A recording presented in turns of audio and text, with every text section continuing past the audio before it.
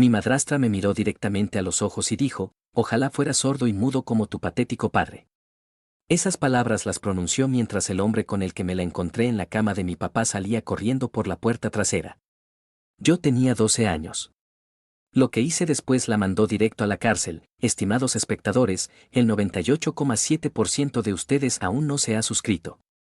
Según el análisis de nuestro canal, les animamos a suscribirse para que podamos seguir compartiendo más historias. Gracias. Traduciendo las mentiras de mi madrastra a mi papá sordo durante años, hasta el día en que entré en su dormitorio y vi algo que no pude desver, yo, ahora hombre de 27 años. Vi mi vida cambiar cuando mi mamá murió cuando yo tenía 5. Fue un accidente automovilístico, rápido, sin sufrimiento. Al menos eso es lo que papá me dijo cuando fui lo suficientemente mayor para preguntar. Apenas la recuerdo, mi papá es sordo y trabaja como intérprete de lengua de señas americana, ASL. Maneja casos legales, declaraciones juradas, salas de tribunal, todo eso. Papá me crió solo durante unos 2 años después de eso. Nos las arreglamos. Me enseñó ASL desde pequeño. Hablaba con fluidez a los 7 años y teníamos nuestras rutinas, desayunábamos juntos, él me dejaba en la escuela, me recogía y me ayudaba con la tarea mediante señas y notas escritas. Era una vida silenciosa. Pero era buena. Cuando yo tenía 7 años, papá conoció a Marabel, recepcionista en uno de los bufetes de abogados con los que trabajaba. Ella aprendió señas básicas, pero en su mayoría hablaba directamente a papá mientras yo traducía. Incluso a los 7 años, algo en ella me parecía raro, sus risas falsas, los cumplidos excesivos. Papá estaba solo y parecía más feliz cuando ella estaba cerca. Se casaron cuando yo tenía 8 años. Marabel se mudó con 2 maletas y una sonrisa fría. Yo era equipaje, suspiraba al ayudarme, olvidaba mis útiles escolares mientras se compraba cosas bonitas para ella. Trabajaba constantemente hasta tarde, pero llegaba a casa oliendo a restaurantes. No a oficinas. Siempre tenía alguna historia sobre necesitar más dinero. Había otras pistas que yo recogía de niño, tipos al azar en la puerta a veces, cuando papá estaba en el trabajo, abrazando a Marabel demasiado tiempo, con la mano en su parte baja de la espalda, como si fueran más que amigos, y lo peor, yo era su traductor. Papá no podía oír sus mentiras. No podía detectar el filo en su voz cuando le mentía. Así que ella decía lo que quisiera y yo lo interpretaba. Dile a tu padre que llegaré a casa a las 9. Dile que necesito $300 para reparar el carro.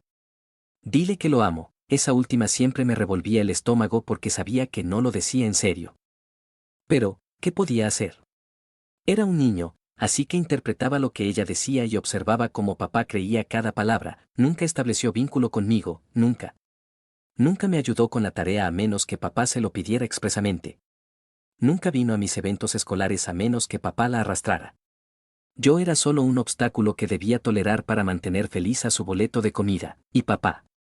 Él no tenía idea. Me preguntaba si Marabel y yo nos llevábamos bien, y yo respondía bien con señas, porque ¿qué más podía decir? Que su esposa me trataba como si fuera un perro callejero que hubiera traído a casa. Cuando cumplí 10 años, sabía que se había casado con él por dinero. No por amor, no por familia, solo por seguridad financiera. Papá trabajaba incansablemente, largas horas, casos difíciles, viajaba a distintos tribunales, y ella gastaba su sueldo en sí misma mientras yo usaba ropa usada de los vecinos y comía lo que pudiera encontrar en la alacena cuando olvidaba comprar comida. Extrañaba a mi mamá de verdad. No recordaba mucho, pero sí que a ella realmente le importaba. Marabel solo fingía una familia hasta que algo mejor apareciera, el día en que todo cambió. Tenía 12 años cuando la descubrí. Era miércoles, media jornada en la escuela por conferencias de maestros o algún asunto administrativo. No recuerdo la razón exacta, solo que salí temprano. Papá trabajaba todo el día en un tribunal del centro y no llegaría a casa hasta después de las 5. Pensé que regresaría, jugaría videojuegos y disfrutaría de tener la casa para mí solo. Entré por la puerta principal, dejé mi mochila en el pasillo. La casa estaba en silencio, pero oí algo arriba. No eran ruidos fuertes, solo voces apagadas, movimiento. Por un segundo, pensé que tal vez alguien había entrado a robar. Debí llamar a papá o a la policía o hacer cualquier otra cosa. En cambio, subí las escaleras. La puerta del dormitorio principal estaba entreabierta. La empujé un poco más y de inmediato deseé no haberlo hecho. Marabel estaba en la cama con un tipo que nunca había visto, no solo sentados, sino juntos, haciendo exactamente lo que imaginas que estaban haciendo. Ella me vio primero, gritó y se apresuró a cubrirse. Yo me quedé allí, inmóvil, sin poder hablar, sin poder procesar lo que veía. Esa era la esposa de mi papá, en la cama de mi papá, con un imbécil al azar que parecía no haber tenido un trabajo por más de 2 semanas. Marabel empezó a gritarme, fuera. Sal de aquí, David. Tenía 12 años y estaba en pánico, y el único botón de adulto que conocía era el que nos enseñaban en la escuela para emergencias. Así que saqué mi teléfono y marqué al 911, hay un hombre en mi casa, le dije a la operadora. Mi voz temblaba. Mi madrastra. No sé quién es él. Necesito ayuda. La operadora se mantuvo al teléfono mientras yo bajaba las escaleras. Marabel salió volando del dormitorio envuelta en una sábana, gritándome que colgara el teléfono. Mocoso insolente. ¿Qué hiciste? Cuelga ahora mismo. El tipo también bajó, vistiéndose apresuradamente, con cara de querer escapar pero sin saber si debía hacerlo. La policía llegó, pero se fue rápido. Las infidelidades no son ilegales. En cuanto la puerta se cerró, Marabel se volvió contra mí. Eres un chismoso, ¿sabes? Todavía envuelta en esa sábana, la cara roja, el maquillaje corrido por el llanto falso que le había mostrado a los policías. Arruinaste todo. ¿Esto es culpa tuya, mi culpa? No podía creer lo que oía. Tú eres la que. Cállate. Cállate ya. Se acercó y yo retrocedí. ¿Crees que eres muy listo llamando a la policía sobre mí? ¿Crees que tu precioso papito te lo agradecerá? El tipo ya se había ido, escapó por la puerta trasera como el cobarde que era. Ahora solo estábamos ella y yo, y estaba completamente desquiciada. ¿Sabes cuál es tu problema, David? Su voz bajó, venenosa. Eres igual que él. Inútil. Una carga. Ojalá fueras mudo y sordo como tu padre, así no tendría que escuchar tu voz patética nunca más. Esa frase me golpeó como una bofetada. No solo por su crueldad, sino porque hablaba en serio. Quería que estuviera roto, discapacitado, cualquier cosa que me hiciera menos problema para ella, y encima no eres ni siquiera mi hijo de verdad, añadió, como si eso lo empeorara aún más.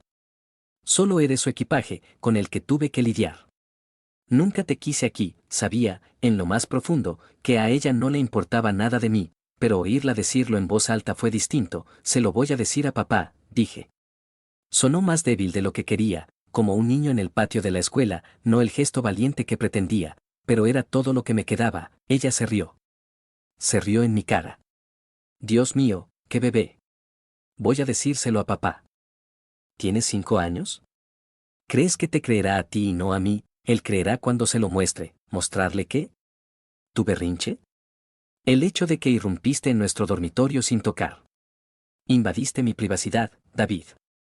Tú eres el problema aquí. Cruzó los brazos, esa sonrisa altiva extendiéndose por su rostro. Y si corres llorando con papá como el mocoso que eres, me aseguraré de que sepa exactamente cómo te has estado comportando, lo irrespetuoso que has sido, cómo has intentado separarnos desde el primer día. Eso no es.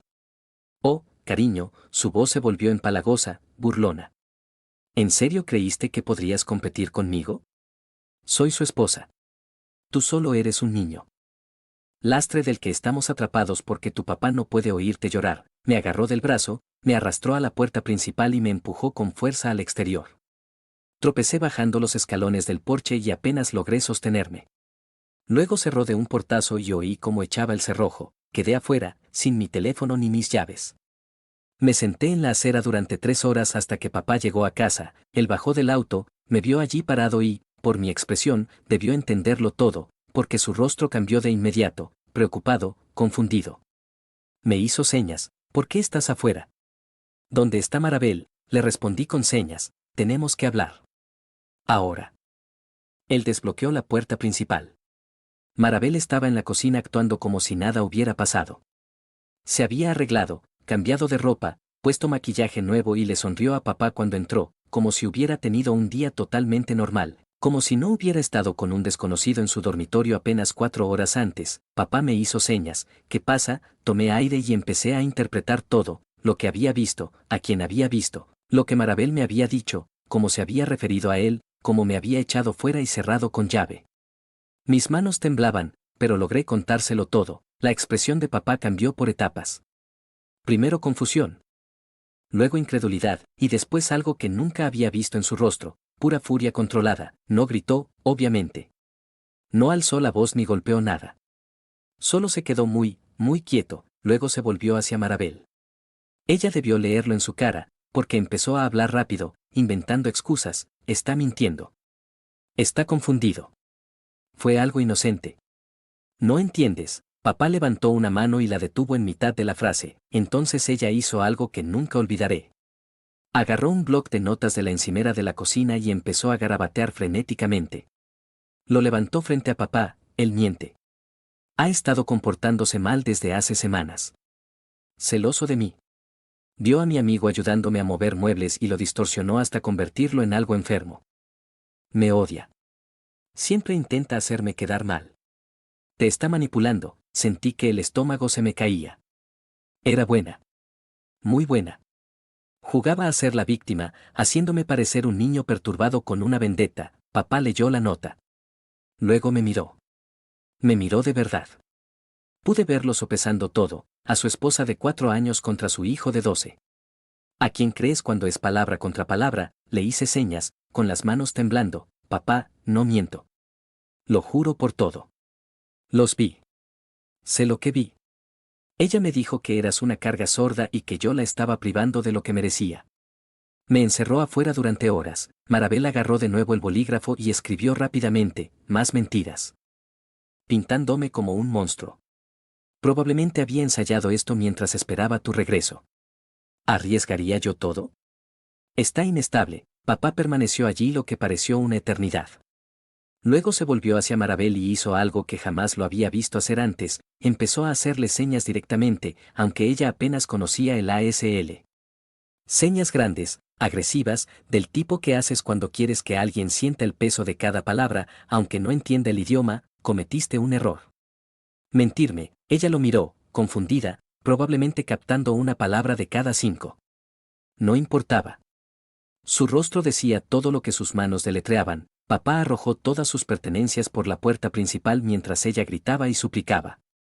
La ignoró por completo y sacó los documentos del acuerdo prematrimonial. Sí, tenía un acuerdo prematrimonial. Hombre inteligente. Había estado en suficientes tribunales como para saber que no se casa con alguien sin uno. Ella lo había firmado 4 años atrás, probablemente demasiado cegada por los billetes como para leer la letra pequeña. Ese acuerdo estaba a punto de salvarle el pellejo. Marabel finalmente entendió que hablaba en serio. Entonces se volvió hacia mí, y tú, Siseo, acercándose. Mocoso insolente. Acabas de arruinar tu propia vida. Haré que te arrepientas. Le diré a todo el mundo qué clase de bicho perturbado y mentiroso eres. ¿Crees que tu papá te protegerá? Ni siquiera puede oírte gritar. Algo en mí se quebró. Di un paso adelante. No necesita oírme, dije, con la voz temblorosa pero fuerte. Solo necesita verte por lo que eres, y ya lo ha hecho. Tú eres la mentirosa. Tú eres la que está enferma, y te irás sin nada porque eres una infiel, y todos lo sabrán. Papá vio cómo se acercaba a mí, vio su expresión. Se interpuso entre nosotros, una mano en mi hombro, la otra señalando la puerta. La mirada en su rostro habría detenido a un toro en plena embestida. Ella retrocedió, recogió lo que pudo del césped y se fue. Se subió a su auto, el que papá le había pagado, por supuesto, y salió chirriando del camino de entrada como una adolescente haciendo un berrinche. Pensé que eso era el final. Fue una tontería de mi parte. Ella intentó de todo: abogados, denuncias falsas, amenazas. El acuerdo prematrimonial y mi testimonio destruyeron su caso. En 6 meses, el divorcio fue finalizado y ella se fue con casi nada. Papá nunca habló mal de ella delante de mí después de eso. No fue necesario.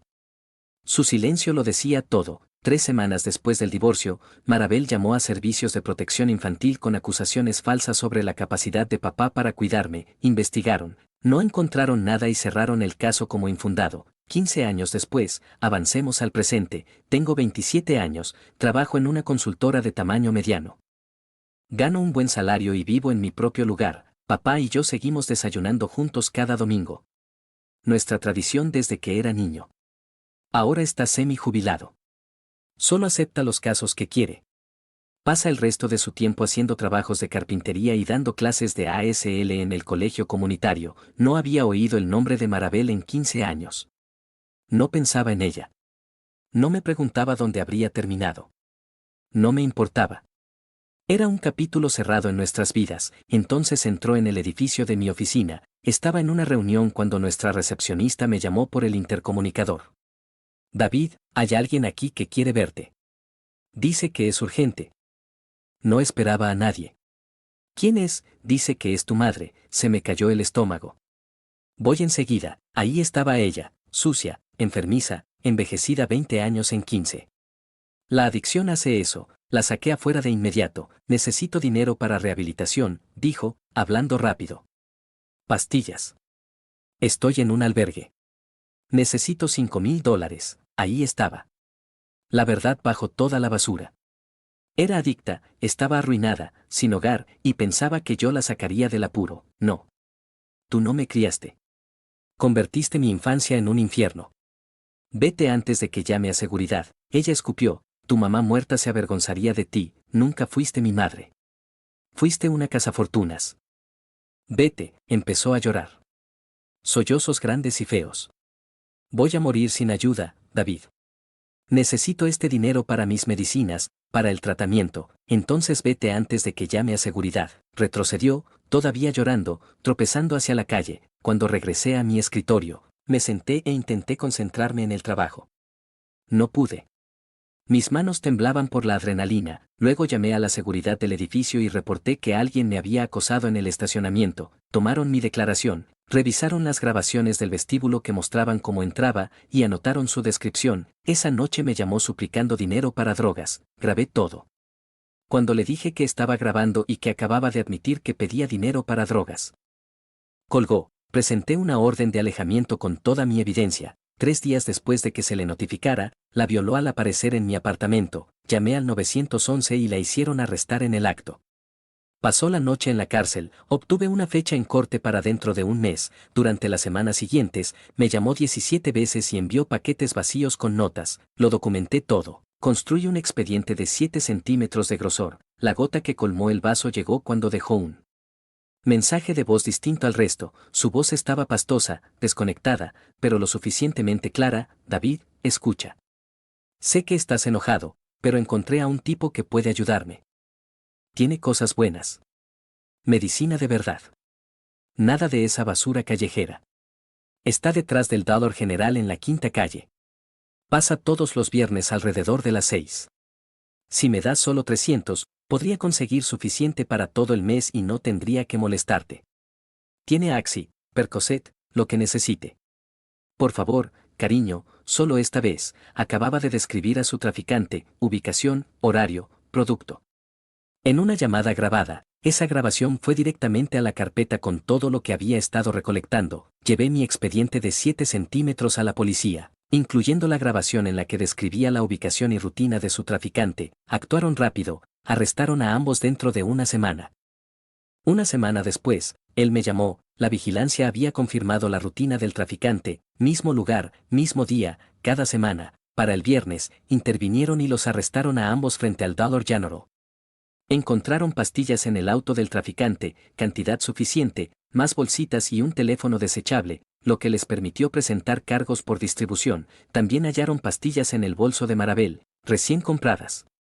Sin receta médica, la cantidad, combinada con la grabación y su admisión de compras regulares, fue suficiente para que no dudaran en acusarla de posesión con intención de distribuir. Los mensajes de texto que recuperaron de su teléfono mostraban que también organizaba recogidas para otras personas. Eso fue suficiente para acusarla de conspiración. No solo compraba, coordinaba. Tu grabación no inició, pero el arresto lo selló, me dijo. Me contó que se enfrentaba a múltiples delitos graves. Una semana después me llamaron, estaban presentando todos los cargos: solicitud de dinero para drogas, conspiración, posesión con intención de distribuir y 4 cargos por violar la orden de alejamiento. Se enfrentaba a 3 a 5 años y el caso iba a juicio. Le ofrecían 18 meses en la cárcel del condado con rehabilitación obligatoria y 3 años de libertad condicional supervisada. Si violaba la condicional, cumpliría 2 años más en prisión estatal. ¿Lo está aceptando? Su defensor público lo está presionando fuerte. Tu evidencia la destruiría frente a un jurado. Firmó la declaración de culpabilidad pocos días después. La audiencia de sentencia fue rápida. Me senté al fondo mientras Marabel estaba de pie, vestida de naranja, con aspecto 10 años mayor que la última vez que la vi. Su defensor público hizo su trabajo, habló de la adicción, de las circunstancias difíciles, de la necesidad de tratamiento en vez de castigo. El juez lo interrumpió. Señorita Torres, usted violó múltiples veces una orden de alejamiento para solicitar dinero destinado a drogas ilegales. Fue grabada admitiendo meses de compras ilegales. Fue arrestada en posesión de esas drogas. Este tribunal ve un patrón claro de conducta criminal y desprecio por los límites legales. Marabel mantuvo la cabeza baja, 18 meses en la cárcel del condado. Rehabilitación residencial obligatoria al salir. 3 años de libertad condicional supervisada. Queda prohibido cualquier contacto con el señor Hayes durante su sentencia y periodo de libertad condicional. Si viola la condicional, cumplirá 2 años adicionales en prisión estatal. Sí, señoría, dijo Marabel en voz baja. El alguacil la escoltó fuera, se alejó arrastrando cadenas y no miró atrás ni una sola vez. Salí del tribunal sintiendo que acababa de cerrar un expediente. Trabajo terminado, sigo adelante. 2 meses después, la cárcel del condado llamó. De algún modo, yo seguía listado como contacto de emergencia. Dijeron que había sido hospitalizada tras un incidente y que quería hablar conmigo. Tienen registrada la orden de alejamiento. Eliminen mi nombre de sus registros, señor, necesitamos autorización. Elimínenlo ahora o presentaré una queja por facilitar contacto prohibido en violación de una orden judicial. Lo resolvieron en menos de 1 hora. No he oído su nombre desde entonces. No sé si terminó su condena, se rehabilitó, recaía o terminó muerta en algún motel. No me importa. Fue el error de mi papá durante 4 años cuando yo era niño. Eso es todo. Pensó que aparecer llorando me haría sentir culpa para convertirme en su cajero automático personal. En cambio, me entregó todo lo que necesitaba para encarcelarla. Papá y yo hablamos de esto el mes pasado mientras cenábamos bistecs en su casa, comunicándonos con señas sobre la mesa, como lo hemos hecho durante 20 años. ¿Qué te pareció esta historia? Comparte tu opinión en los comentarios. No olvides suscribirte al canal Traición del Reddit y activar las notificaciones. Gracias por ver. La moraleja de la historia: no permitas que nadie use tu bondad como debilidad. Cuando alguien te maltrata repetidamente, no es tu responsabilidad salvarlos de las consecuencias de sus propias acciones. Documentar la verdad no es venganza, es protección. Establecer límites firmes no es crueldad, es supervivencia. A veces, la lealtad mal dirigida te destruye mientras proteges a quien te daña. Aprende a diferenciar entre ayudar y permitir el abuso. Las personas manipuladoras cuentan con tu silencio, tu culpa y tu compasión mal entendida. Rómpeles ese patrón. La justicia no siempre llega sola, a veces debes construirla tú mismo con evidencia, paciencia y determinación. Recuerda, quien siembra vientos, cosecha tempestades. Cada acción tiene consecuencias, y nadie tiene derecho a escapar de las suyas a costa de tu paz.